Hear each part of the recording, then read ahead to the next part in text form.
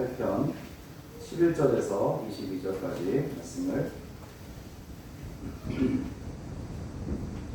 보겠습니다. 시편 38편 11절에서 22절 마지막 절까지 말씀을 봉독하겠습니다. 내가 사랑하는 자와 내 친구들이 내 상처를 멀리하고 내 친척들도 멀리 섰나이다. 내 생명을 찾는 자가 올무를 놓고 나를 해하려는 자가 괴악한 일을 말하여 종일토록 음모를 꾸미오나 나는 못 듣는 자같이 듣지 아니하고 말 못하는 자같이 입을 열지 아니하오니 나는 듣지 못하는 자 같아서 내 입에는 반박할 말이 없나이다. 여호와여 내가 주를 바라싸오니 내 주 하나님이 내게 응답하시리이다. 내가 말하기를 두렵건대 그들이 나 때문에 기뻐하며 내가 실족할 때에 나를 향하여 스스로 교만할까 하였나이다. 내가 넘어지게 되었고 나의 근심이 항상 내 앞에 있사오니 내 죄악을 아뢰고 내 죄를 슬퍼함이니이다. 내 원수가 활발하며 강하고 부당하게 나를 미워하는 자가 많으며 또 악으로 선을 대신하는 자들이 내가 선을 따른다는 것 때문에 나를 대적하나이다. 여호와여 나를 버리지 마소서. 나의 하나님이여 나를 멀리하지 마소서. 속히 나를 도우소서. 주 나의 구원이시여. 아멘. 할렐루야. 시편 38편에 있는 말씀을 가지고 변치 않으시는 하나님 앞에서 의 삶은 어떠한가 하는 제목으로 말씀을 함께 나눌 때에 은혜의 시간 되시고 또 깨닫는 시간 되시기를 주의 이름으로 부탁을 드립니다. 시편은 우리가 이렇게 알고 있듯이 5권의 책으로 그렇게 나눠져 있습니다. 총 150편인데 5부분으로 5단락으로 나뉘어져 있고 첫 단락이 41편까지 첫 단락으로 그렇게 되어져 있습니다. 41편까지 우리가 함께 말씀을 또 나누고 그 다음에 이제 복음서의 말씀을 또 가지고 함께 은혜를 나누기를 원합니다. 여하튼 오늘 시편 38편에 있는 이 말씀을 가지고 이제 변하지 않는 하나님 앞에서 우리가 어떠한 삶을 살아야 되는가에 대한 말씀을 함께 나누기로 합니다. 전에도 한번 말씀드렸지만 사람은 믿음의 대상이 아니라 사랑의 대상이다 라는 말씀을 한번 드린 적이 있습니다. 사람들은 평소에는 의리와 우정을 아주 중요하게 여기고 또 생각하고 그것을 따라 행하기를 좋아합니다. 그러나 어떤 이해관계에 부딪히게 되면 미련 없이 되돌아서는 것이 바로 인간의 어떤 모습이다. 사람의 특성이다 라고 생각을 합니다. 국제관계에서도 이러한 특징은 아주 두드러지게 나타나는데 그래서 영원한 우방도, 영원한 적도 없다 하는 그런 말을 이제 국제사회에서 합니다. 이렇게 사람은 개인에서부터 단체와 그리고 나라에 이르기까지 완벽하게 신뢰할 수가 없다는 것이죠. 오늘 11절에서도 다윗은 바로 이러한 것을 뼈저리게 느끼고 있는 것을 우리가 볼 수가 있습니다. 다윗은 사랑하던 사람과 친구들과 친척들도 자신에게 멀어졌다고 하면서 막 슬퍼하고 있어요. 여기에서 나오는 사랑하는 사람과 친구와 친척들, 이 사람들은 모두가 다 평소에 다윗이 내 사람이다, 나의 사람이다 그렇게 생각하고 신뢰하고 믿었던 사람이 바로 이 사람들이에요. 사랑하는 사람들, 친구들, 친척들. 다윗은 그들과의 친분 관계가 영원히 변하지 않을 줄로만 생각을 했어요. 하지만 다윗이 병들어서 이제 고통 가운데 있게 되자 그들은 하나같이 다윗의 곁을 떠나고 맙니다. 중병에 걸려 언제 죽을지 모르는 다윗에게서 더 이상 얻어낼 것이 없다라고 아마 판단해서 그렇게 했을지 몰라요. 그래서 다윗을 멀리하고 냉대하는 거예요. 다윗이 형통할 때만 해도 가장 가깝게 지내던 사람들이 바로 이런 사람들이에요. 그런데 상황이 바뀌고 나니까 그들의 태도가 하루아침에 돌변하고 맙니다. 여러분 다윗의 주변에 있었던 사람들이 얼마나 정말 다윗을 아끼고 다윗을 존경하고 다윗을 막 이렇게 함께 해줬던 그런 사람들이냐 이 말이에요. 정전터에서 같이 싸웠던 사람들이고 다윗이 어려움을 만났을 때에 그들이 같은 편이 되어주고 그리고 그들이 어려움을 만났을 때 다윗이 그들에게 힘이 되어주고 하는 했던 그런 사람들이었단 말이에요. 그런데 지금 다윗이 지금 말년에 질병에 걸려가지고 고통 가운데 있으니까 이 사람들이 이제 우리가 더 이상 다윗에게 얻어낼 것이 없다라고 그렇게 판단하고 하나둘씩 다윗을 멀리하게 되고 다윗을 막 냉대하게 되고 하는 이런 일들이 어처구니 없는 일들이 벌어지고 말입니다. 어쩌면 우리가 세상에서 살아가는 모습일 수도 있을 겁니다. 그렇게 믿었던 친구, 그렇게 사랑했던 사람이 우리가 어렵고 힘들어지게 되니까 돌변하여 뒤돌아 가버립니다. 그런 일들이 벌어집니다. 다윗에게도 바로 이런 일들이 벌어져요. 그런데 여러분 다윗뿐만 아니라 예수님도 마찬가지였잖아요. 예수님이 원수들에게 잡혀가고 이제 십자가에 달려 죽을 것이다 라고 제자들 앞에서 이야기를 하게 되니까 제자들이 하나같이 뭐라고 말합니까? 내가 주님 죽으시는 그 자리까지 따라가서 함께 죽겠습니다. 끝까지 함께 하겠습니다. 막 베드로를 중심으로 제자들이 막 이야기를 하는 거예요. 그러나 그들이 어떻게 합니까? 예수님이 잡혀가신 것을 그들의 눈으로 보자 모두 다 옷을 다 집어던져버리고 도망가버립니다. 베드로마저 예수님을 모른다고 부인하는데 그것은 예수님을 원수 대하듯 한 것이었어요. 부인하는 거 그냥 모른다 이게 아니라 원수 대하듯 하는 것이에요. 예수님을 베드로가 그렇게 예수님 곁에 아무도 찾아볼 수가 없습니다. 예수님은 외로우셨어요. 결국 이런 것들이 사람이 얼마나 변하기 쉽고 신뢰하기 어려운 존재인가를 아주 극명하게 보여주는 그런 대목입니다. 아마도 다윗은 자기 주변 사람들의 이러한 변심을 보고 더욱더 하나님만을 의지하겠다고 그렇게 결심했는지도 모릅니다. 물론 여러분 우리는 인간관계에서 다른 사람을 신뢰하려고 하는 어떤 노력 그런 애씀이 있어야 합니다. 왜냐하면 신뢰가 이 사회 가운데서 완전히 사라져버리게 되면 이 사회는 하루아침에 무너지고 말 것이기 때문에 신뢰하려고 애쓰고 노력하기에 그래도 이 사회가 조금은 유지되고 있는 거 아닌가 하는 생각을 또 해보게 됩니다. 그럼에도 인간은 믿고 의지할 만한 존재가 되지 못한다는 거죠. 그러므로 여러분 사람을 신뢰하려고 노력하는 것도 사실은 사람을 사랑하는 마음이 있기에 신뢰하는 거예요. 사랑하는 마음이 없으면 신뢰할 수도 없다는 거죠. 그리고 사랑하는 마음이 없이 사람을 신뢰할 수도 없는데 그것은 거짓말이기 때문에 여러분 환경에 따라 변하기 쉬운 존재 그러한 존재는 우리가 진정으로 믿고 의지할 대상이 될 수가 없습니다. 인간은 믿고 의지할 대상이 아니라 그 연약함을 인정하고 사랑해 주어야 할 대상입니다. 자비와 긍휼을 베풀어 주어야 할 대상이 바로 우리 한 사람 한 사람 개인이란 말이에요. 사람이 이렇다면 우리가 정말 진정으로 믿고 의지할 대상은 영원히 변하지 않는 한 분, 우리 하나님밖에 없는 줄로 믿습니다. 그렇다면 이렇게 변하지 아니하시는 하나님 앞에서 우리는 세상에서 어떻게 살아가야 될 것인가? 성경은 많은 것으로 우리에게 알려주고 있어요. 잠언서를 통해서도 우리에게 너무나 많은 말씀을 해주십니다. 오늘 본문의 말씀을 중심으로 특별히 다윗을 통해서 우리가 하나님 앞에서 어떻게 살아가야 할지를 알려주고 있어요.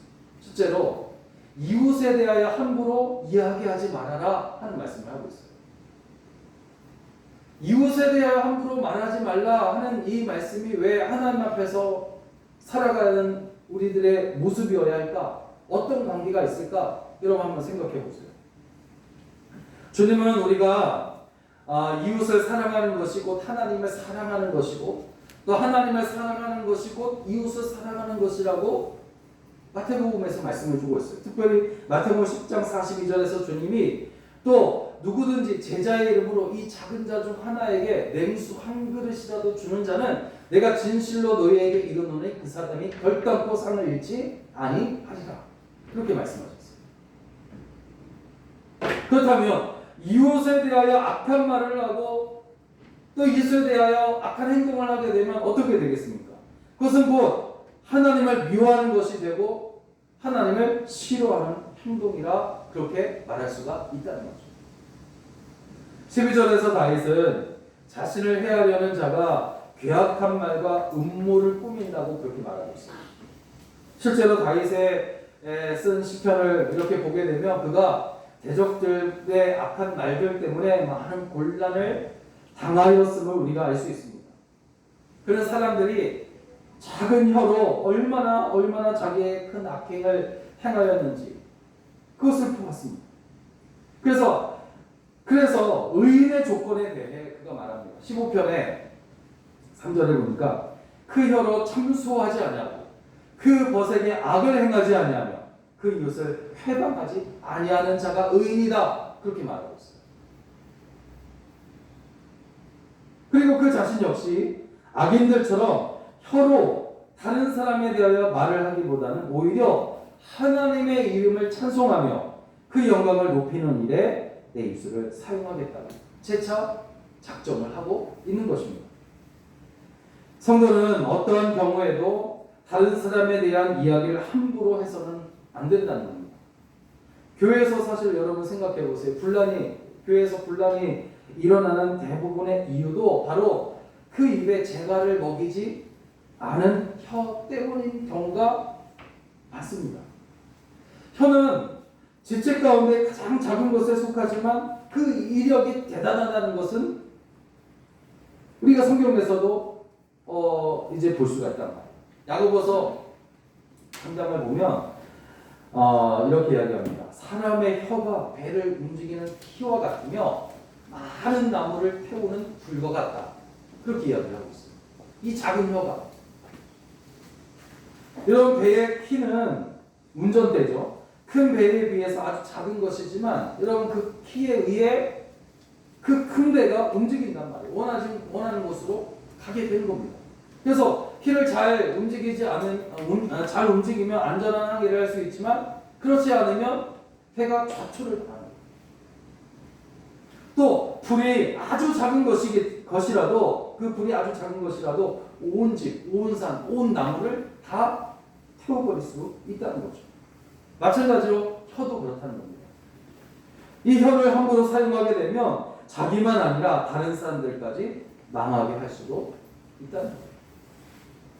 물론 이제 말 한마디로 천량 밑을 갚는다는 그런 말도 있긴 하지만 여러분 여기서 말씀드리고자 하는 것은 혀를 함부로 사용하지 말라는 것은 부정적인 의미에서 그렇다는 거예요. 그러므로 진심으로 칭찬하는 말과 힘을 주는 말은 우리가 해야 되겠지만 살리는 말을 우리가 해야 되겠지만 그렇지 않을 경우에는 혀를 함부로 사용하지 아니하고 그 입에 재갈을 물리는 사람이 지혜로운 사람이다 라는 것입니다.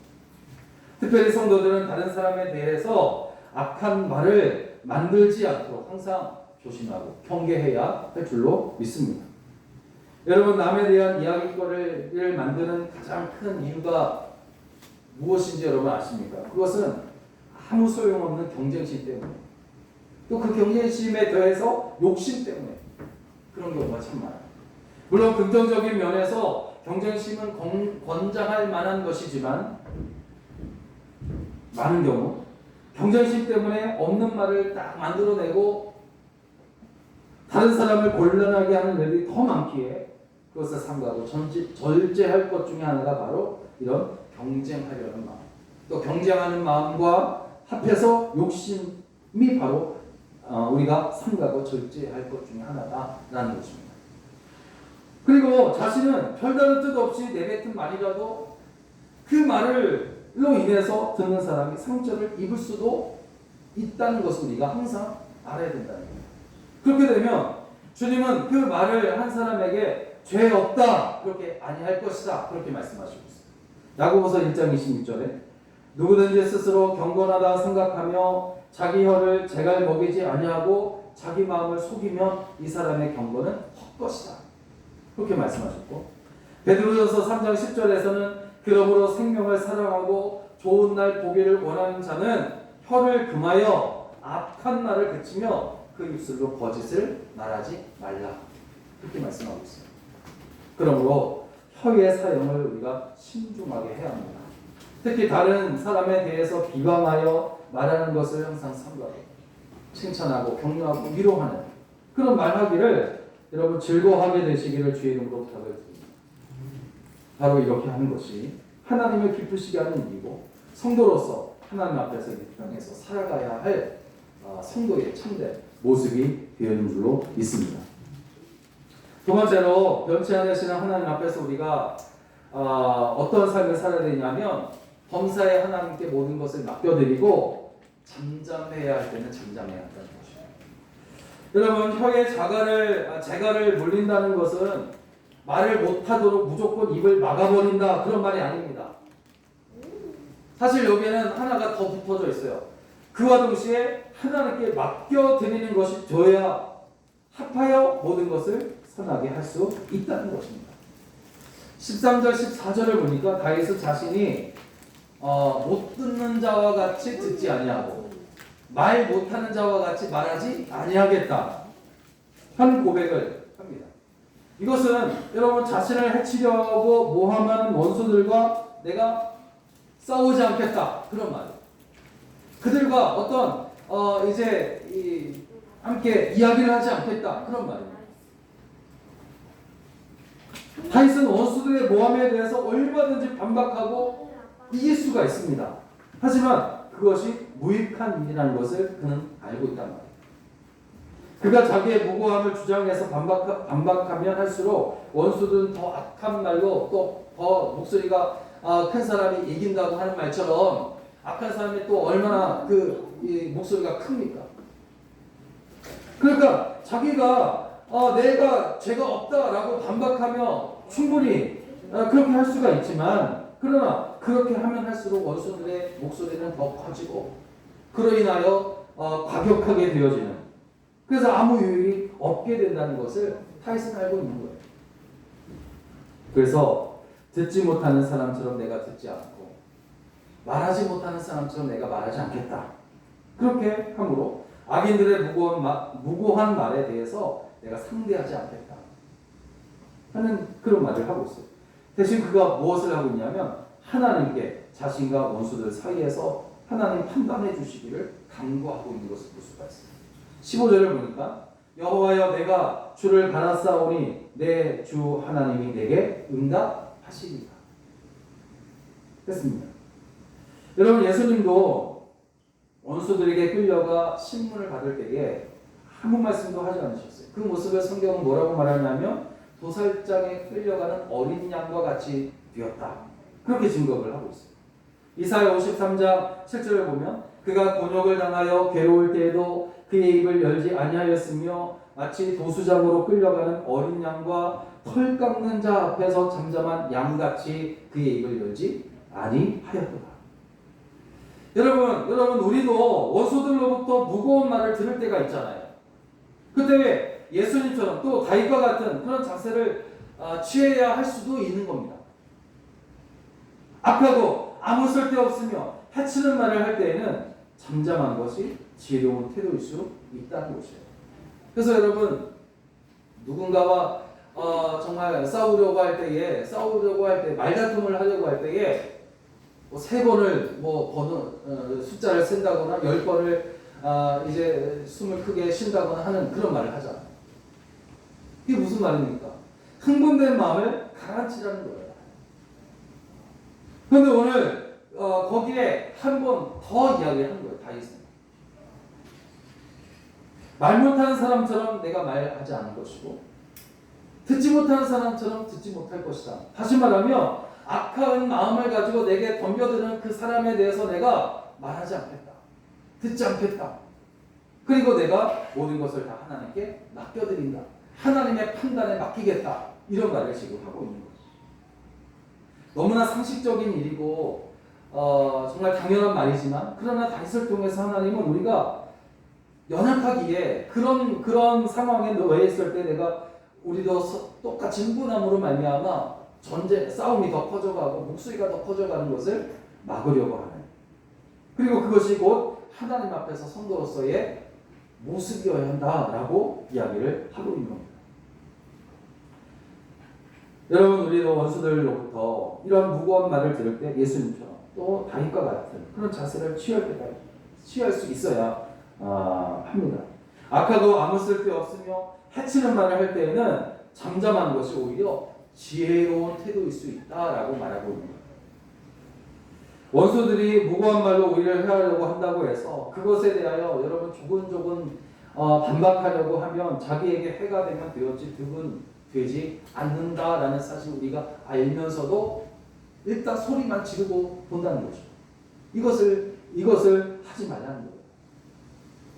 여러분, 운동 경기를 보면 가끔 경기에 이기려고 축구 경기를 보면 꼭 그런 일들이 있어요.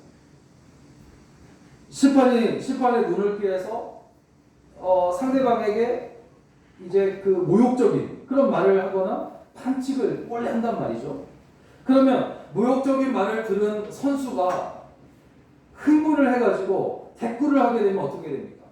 심판이 딱 봐서 퇴장을 시키거나 경고를 하게 됩니다. 그러므로 지혜로운 선수는 어떤 사람이냐면 상대 선수가 아무리 모욕적인 말을 하고 반칙을 할지라도 상대하지 않냐고 그냥 경기에 집중하면서 경기를 승리로 이끌어가는 사람이 바로 지혜로운 선수예요. 여러분, 지혜로운 성도는 무고한 말을 들을 때 화를 내지 아니하고 소리를 지르지 않으며 굳이 반박하려고도 하지 아니하고 도리어 잠잠히 하나님께 기도하며 하나님의 판단을 먼저 기다리는 사람이 바로 지혜로운 성도인 줄로 믿습니다. 민수기 12장을 보면 모세의 형제들이 있어요. 아론과 그리고 누이인 미리암인데 이 아론과 미리암이 모세의 형제 자매잖아요. 이 모세를 질투합니다. 이 두 사람이. 왜냐하면 모세가 구스 여인은 피부가 어떻게 보면 검은 사람인데 이 구스 여인을 아내로 맞아들인 것을 못마땅하게 생각하고 모세를 막 비방하는 거예요. 왜 아내가 있고 자식들이 있는데 또 아내를 취하냐 이거죠. 물론 모세가 구스 여인을 아내로 맞아들인 것은 하나님이 허락하셨기 때문이었습니다. 그런데도 아론과 미리암은 하나님께 허락을 받은 일에 대해서 비방하고 막 나섭니다. 하나님이 허락하신 일. 그때 모세는 충분히 반박할 근거가 있었지만 아무 이야기도 하지 아니하고 잠잠합니다. 이러한 모세에 대해서 민수기 12장 3절을 보니까 이 사람 모세는 온유함이 지면의 모든 사람보다 더하다 하는 말씀을 하고 있는데,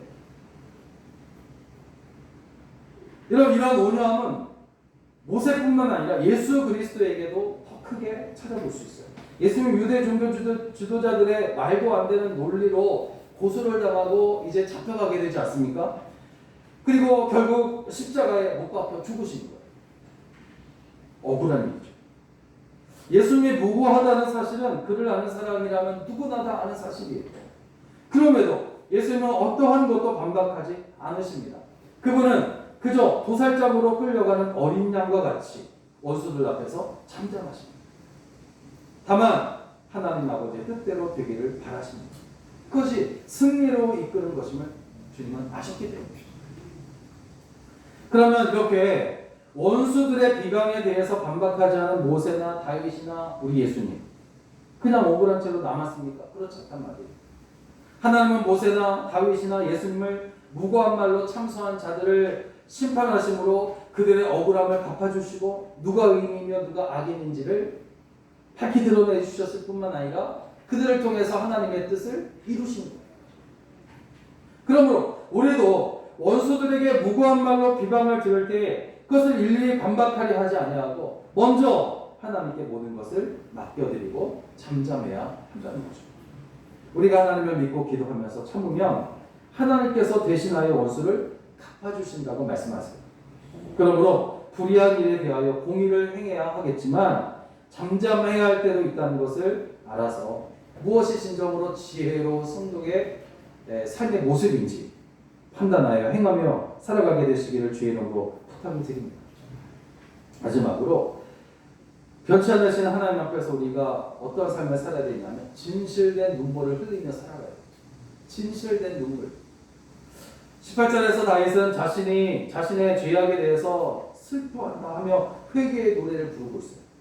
다윗은 자신의 죄악에 대해서 심히 슬퍼하고 눈물을 흘리며 용서를 구할 줄 아는 사람으로 그것 때문에 위대한 사람이에요.